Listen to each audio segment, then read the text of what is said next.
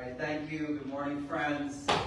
It's a pleasure to say a few words in support of these clean cars and medium and heavy-duty emissions regulations. And I guess if you hear me say nothing else, hear me say what others have said. There's a lot of fake news out there. Nobody is banning combustion engines in Connecticut, and shame on those people who are perpetuating that false and fake news. Shame on you, not only for condemning environmental justice communities, black and brown communities, poor communities, to live in areas where health outcomes are poor, where there's cardiac disease, where there is lung disease, but shame on you for condemning your own children to a future of that kind of disease, that kind of poor health outcome, and ongoing climate catastrophe. I say shame on you.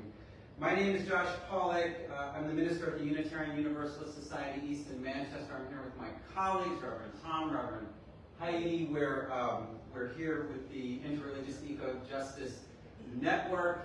I want to say that in our tradition, the Unitarian Universalist tradition, caring for the environment, addressing climate change, addressing environmental racism is fundamental to who we are. Our seventh principle is respect for the interdependent web of all existence of which we are a part. I know in the Baptist tradition they have their way of talking about it, in the Episcopal tradition they have their way of talking about it, Jewish communities have their way of talking about it, Christian Orthodox communities have their way of talking about it, Muslim communities have their ways of talking about it, but fundamentally faith communities are leading on this issue, and I would hope that the business community can learn to follow faith communities. There's a lot at stake. We all watched in horror this summer as particle-laden smoke from Canadian wildfires spread across Connecticut and reduced air quality. We watched in horror as floodwaters raged across central Vermont. Our sibling congregation in Montpelier suffered millions of dollars of flood damage. We all watched in horror as unprecedented triple-digit extended heat waves spread across the American South.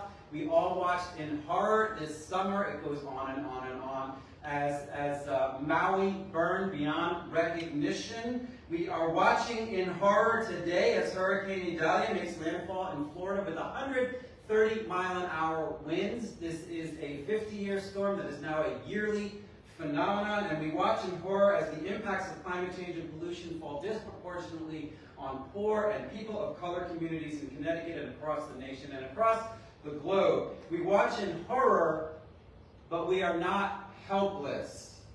The spirit of love and life we celebrate in our worship calls us to take every action we can to protect and heal our environment, to create community resiliency in light of climate change, and to improve health outcomes in the most impacted communities.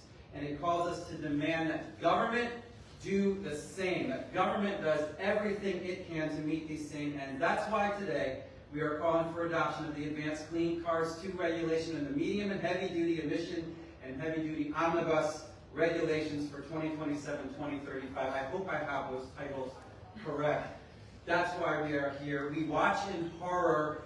We are not helpless. Thank you.